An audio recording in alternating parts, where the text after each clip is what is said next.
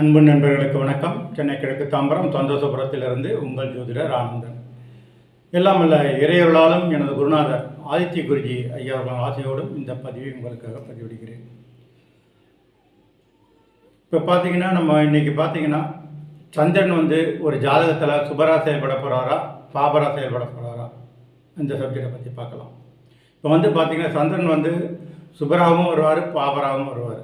எப்படின்னு பார்த்தீங்கன்னா பௌர்ணமி வளர்வில் இருக்கும்போது சுபரா வருவார், தேய்பிரையில் இருக்கும்போது பாபரா செயல்படுவார். அமாவாசையில் பார்த்தீங்கன்னா கடுமையான பாபராக இருப்பார், பௌர்ணமியில் கடுமையான சுபராக இருப்பார். அப்போ ஒரு சந்திரனை பொறுத்தவரையிலும் நீங்கள் ஒரு ஜாதகத்தில் பார்க்கும்போது ஒரு ஜாதகம் வந்த உடனே பார்த்தீங்கன்னா அந்த ஜாதகத்தில் சந்திரன் சுபரா செயல்பட போகிறாரா பாபரா செயல்பட போகிறாரான்ற அமைப்பை நீங்கள் முதல்ல செக் பண்ணிக்கணும். இப்போ அந்த அமைப்பு பிரகாரம் பார்த்தீங்கன்னா சந்திரன் எந்தெந்த அமைப்பில் இருந்தால் அவர் சுபத்தன்மையோடு இருப்பார், சுபரா செயல்பட போகிறாரு, எந்தெந்த அமைப்பில் இருந்தால் அவர் பாபரா செயல்பட போகிறாருன்னு நீங்கள் முதல்ல தெரிஞ்சுக்கணும். ஓகேங்களா? இப்போ பார்த்தீங்கன்னா சூரியனும் சந்திரனும் இணைவது அமாவாசை, சூரியனுக்கு நேர் 7ஆம் இடத்துல சந்திரன் இருப்பது பௌர்ணமி. இப்போ இந்த அமைப்பை வச்சு தான் நம்ம சந்திரன் அந்த ஜாதகத்தில் சுபரா செயல்பட போகிறாரா பாபரா செயல்பட போகிறாரான்னு கணிக்க போகிறோம். இப்போ பார்த்தீங்கன்னா சூரியனுக்கு 7ஆம் இடத்தில் இருப்பது பௌர்ணமி. அப்போ 100% அவர் சுபரா செயல்படுவார். குருவை போல 100%. அதாவது சூரியனுக்கு 7ஆம் இடத்தில் சந்திரன் இருந்தால் அன்றைக்கு பௌர்ணமி, அந்த சமயத்தில் அவர் 100% சுபத்தன்மையோடு குருவை போல செயல்படுவார், பலனை தருவார். இதுக்கு அடுத்து பார்த்தீங்கன்னா சூரியனுக்கு 6, 8 ஆகிய 2 இடங்களில் இருக்கும்போது சந்திரன் பார்த்தீங்கன்னா பௌர்ணமி முடிஞ்சு அப்போ தான் அடுத்த கட்டத்துக்கு வந்திருப்பார், இல்லை பௌர்ணமியை நோக்கி ஒரு கட்டத்துக்கு பின்னாடி இருக்கார். அப்போது அந்த அமைப்பில் பார்த்தீங்கன்னா சந்திரன் 90% ஒளித்தன்மையோடு இருக்கும். அப்போது 90% சுபத்தன்மையை செய்யக்கூடிய அமைப்பில் சந்திரன் வருவார். அதாவது 7ஆம் இடத்தில் சூரியனுக்கு 7இல் இருக்கும்போது பௌர்ணமி, சூரியனுக்கு 6, 8இல் இருக்கும்போது அதே சந்திரன் 90% சுபத்தன்மையோடு இருப்பார். அப்போ பார்த்தீங்கன்னா சூரியனுக்கு 6, 7, 8இல் இருக்கும்போது பார்த்தீங்கன்னா சந்திரன் ஒளித்தன்மையோடு இருப்பார், 90%க்கு மேலே ஒளித்தன்மையோடு இருப்பார். அப்போ அந்த சந்திரனுடைய பார்வை பார்த்தீங்கன்னா பார்க்கக்கூடிய கிரகத்தை சுபத்துவப்படுத்துவதோடு எந்தவித தோஷம் இருந்தாலும் நீக்கக்கூடிய அமைப்பில் வந்துடும். இப்போ எந்த ஒரு தோஷத்துக்கும் சந்திர அதியோக பார்வைன்னு சொல்லுவாங்க. சந்திரன் பௌர்ணமியாக இருந்து சூரியனுக்கு 6, 7, 8இல் இருக்கக்கூடிய சந்திரன் சந்திர அதியோகத்தை தரக்கூடிய சந்திரனாக இருப்பார். அப்போது சூரியனுக்கு 6, 7, 8இல் இருக்கக்கூடிய சந்திரன் சந்திராதியோகத்தை தரக்கூடிய அமைப்பில் வரும்போது ஒரு மிகப்பெரிய சுபத்துவத்தை சுபகிரகங்களுக்கு கொடுப்பார். அது சந்திராதியோகத்தில் இருக்கக்கூடிய சந்திரன், அதனுடைய பார்வை சந்திரனுக்கு 7ஆம் பார்வை மட்டும்தான் சொல்லியிருக்கேன் இல்லைங்களா?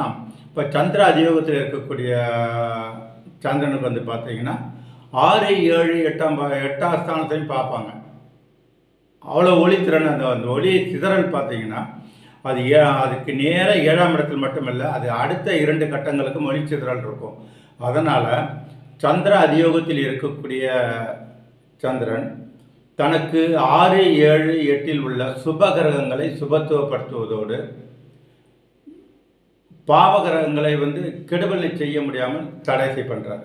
சுபகிரகங்களை சுபத்துவப்படுத்துகிறாரு, பாவகிரகங்களை கெடுதலை செய்யக்கூடாத அளவுக்கு தடை பண்ணிடுவார். அப்போ நீங்கள் புரிஞ்சிக்க வேண்டியது என்னென்னு பார்த்தீங்கன்னா சந்திரா யோகத்தில் இருக்கக்கூடிய ஒரு சந்திரனுடைய பார்வை அதுக்கு நேர் 6, 7, 8ஆம் கட்டங்களுக்கு விழும். அந்த கட்டங்களில் இருக்கக்கூடிய சுபகிரகங்கள் சுபத்தன்மையோடு மிகப்பெரிய நற்பலனை செய்யக்கூடிய அமைப்பில் வந்துடும். அந்த கட்டத்தில் இருக்கக்கூடிய பாபகிரகங்கள் தன்னுடைய கெடுபலனை செய்ய முடியாத அளவில் வந்துடும். ஓகேங்களா? அப்போ இந்த சந்திராதியோகத்தில் வரக்கூடிய சந்திரனுடைய பார்வை பாவகத்தின் பொறுத்தவரையிலும் பார்த்தீங்கன்னா 7ஆம் பாவகத்தை மட்டும்தான் சுபத்துவப்படுத்துமே தவிர 6, 8ஆம் பாவகத்தை சுபத்துவப்படுத்தாது. பாவகத்தை பொறுத்தவரையிலும் 7ஆம் பாவகத்தை மட்டும் சுபத்துவப்படுத்தும். கிரகங்களை பொறுத்தவரையில் அது சந்திராஜயோகத்தில் உள்ள கிரகம் 6, 7, 8 உள்ள கிரகங்களை சுபத்துவப்படுத்தும்.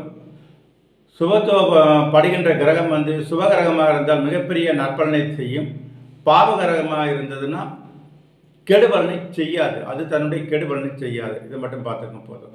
அப்போ சந்திரன் பார்த்தீங்கன்னா ஒரு ஜாதகத்தில் சூரியனுக்கு 6, 7, 8 இருக்கும்போது மிகப்பெரிய சுபராக செயல்படுவார். அதுக்கு அடுத்து பார்த்தீங்கன்னா சூரியனுக்கு 5, 9ஆம் இடத்தில் இருக்கும்போது பார்த்தீங்கன்னா கொஞ்சம் ஒளி அளவு கொஞ்சம் குறைஞ்சிருக்கும். சூரியனுக்கு 5, 9ஆம் இடத்தில் இருக்கும்போது சூரியனுக்கு திரிகோணத்தில் இருக்கும்போது அந்த சந்திரனுடைய ஒளி ஒரு 75% இருக்கும். 70% ஒளி இருக்கும். அதுக்கு அடுத்து பார்த்தீங்கன்னா சூரியனுக்கு 4, 10 சூரியனுக்கு கேந்திரமான 4, 10 இருக்கும்போது அந்த சந்திரனுடைய ஒளித்தன்மை பார்த்தீங்கன்னா 50% இருக்கும். ஆஃப் மூன் சொல்லுவாங்க இல்லையா? சூரியனுக்கு 4ஆம் இடத்துலையோ 10ஆம் இடத்துலையோ சந்திரன் இருந்தால் சந்திரன் ஆஃப் மூன் அரை நிலவாக இருப்பார். அப்போது அவருக்கு 50% ஒளித்தன்மையோடு இருக்கும்.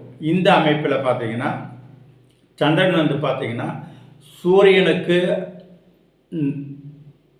4, 5, 6, 7, 8, 9, 10 இருக்கும்போது சுபராக செயல்படுவார்.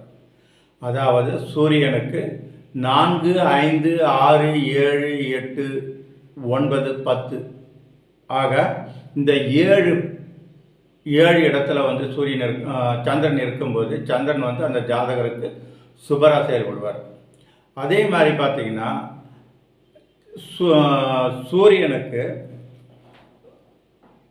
சூரியனோட சேர்ந்து இருக்கும்போது சந்திரன் சூரியனோட சேர்ந்து இருக்கும்போது அமாவாசை அமைப்பில் வந்துடுவார். அப்போ அவர் பார்த்தீங்கன்னா ஈரத்தன்மை அடைஞ்சிடுறாரு. அப்போ சந்திரனுக்கு ஒளி அமைப்பு இல்லாமல் போகுது. இப்போ அந்த சமயத்தில் பார்த்தீங்கன்னா சந்திரன் சனியை போல பாபராக செயல்படுவார். பௌர்ணமி அமைப்பில் சந்திரன் வரும்போது குருவை போல சுபராக செயல்படுவார். பௌர்ணமி அமைப்பில் வரும்போது பார்த்தீங்கன்னா அவர் சனியை போல பாபராக செயல்படுவார். இப்போ அந்த அமைப்பில் பார்த்தீங்கன்னா சூரியனோடு சேர்ந்து இருக்கும்போது அமாவாசை அமைப்பில் 100% பாபத்தன்மையோடு வருவார். சூரியனுக்கு 2, 12ஆம் இடங்கள் இருக்கும்போது 90% பாபராக செயல்படுவார். சூரியனுக்கு 3, 11ஆம் இடத்தில் வரும்போது ஒரு 75% பாவராக தான் செயல்படுவார். அப்போ பார்த்தீங்கன்னா சூரியனுக்கு 1, 2, 3, 11, 12 ஆகிய 5 பாவங்களில் இருக்கக்கூடிய சந்திரன் பாவராக செயல்படுவார்.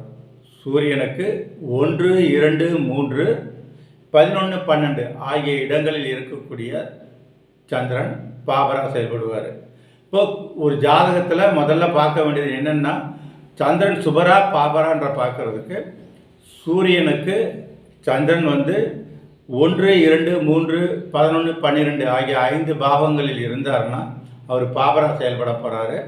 அப்படி இல்லை அவர் பார்த்தீங்கன்னா 4, 5, 6, 7, 8, 9, 10 அந்த பாவங்களில் இருந்தால் சூரியனுக்கு கணக்கெடுக்கணும் இருக்கும்போது அவர் அந்த ஜாதகருக்கு சுபராக செயல்படுவார்.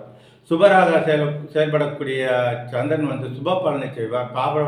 பாபராக செயல்படக்கூடிய சந்திரன் சம்பந்தம் பாப பலனை அந்த ஜாதகருக்கு கொடுக்கும். அப்போ ஒரு ஜாதகத்தில் முதல்ல நீங்கள் தெரிஞ்சிக்க வேண்டியது சந்திரன் சுபரா பாபரா இந்த ஜாதகருக்கு ஒவ்வொரு ஜாதகருக்கும் நீங்கள் பார்க்கணும். ஜாதகர் மாறுபடும். எல்லா ஜாதகருக்கும் இப்படி சுபரா வந்துட மாட்டார். ஒரு ஜாதகத்தில் சுபரா வருவார், ஒரு ஜாதகத்தில் பாபரா வருவார். ஓகேங்களா? அப்போ சந்திரனை பொறுத்தவரைக்கும் பார்த்தீங்கன்னா சுபரா பாபரான்ற அமைப்பை நீங்கள் முடிவு பண்ணிக்கிட்டு தான் சந்திரனுடைய பலனை நீங்கள் கணிக்கணும். ஓகேங்களா? இந்த பதிவை இதோடு நிறைவு செய்கிறேன். வேறொரு பதிவிலிருந்து உங்களிடமிருந்து வேறொரு பதிவை போடும் வரை உங்களிடமிருந்து விடைபெறுவது உங்கள் ஜோதிடர் சந்தோஷபுரத்திலிருந்து ஆனந்தன்.